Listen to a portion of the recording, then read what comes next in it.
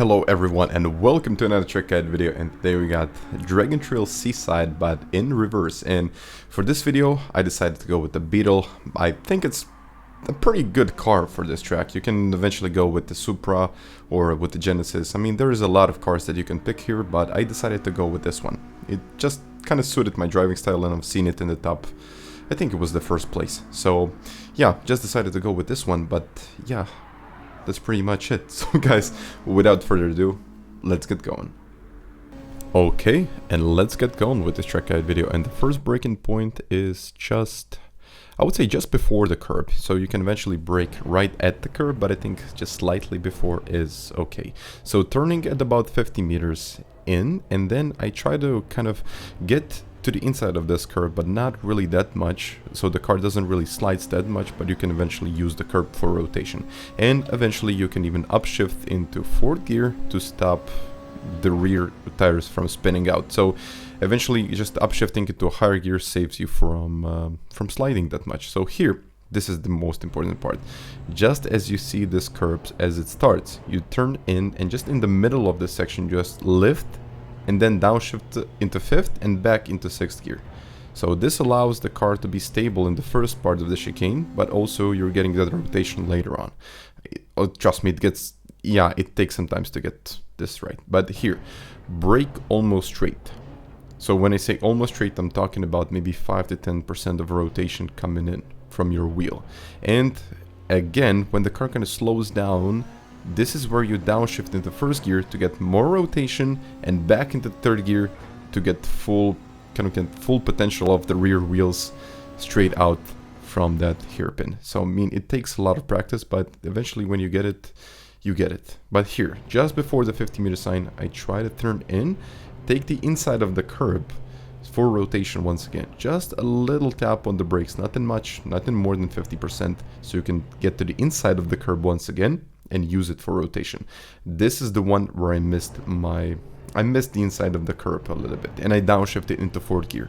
So you eventually want to stay in fifth gear and get to the inside of that curb, and you will get more speed on the way out of this turn. But here, 100. So I kind of brake in between the 100 and the beginning of the curb. So there is a very, very little gap that you can aim for. But just as you try to turn in, rotate the car, but you need to downshift into second to rotate it.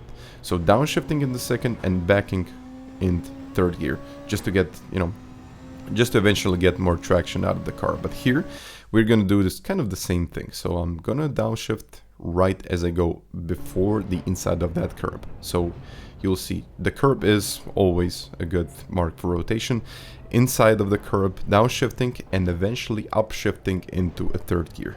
So you might even want to upshift into fourth gear if you take more speed, which I didn't do. So you can eventually get more speed, but I think just the crucial part is downshifting into second and then quickly back into third gear. You just get a lot of rotation of the car, and eventually this is what you need with this car. But yeah guys, I hope you enjoyed this video, and you can go have a look at my new website down in the description, and if you like the video you can also smash that like button. So once again, thank you very much for watching, and I'll catch you guys next time. Bye.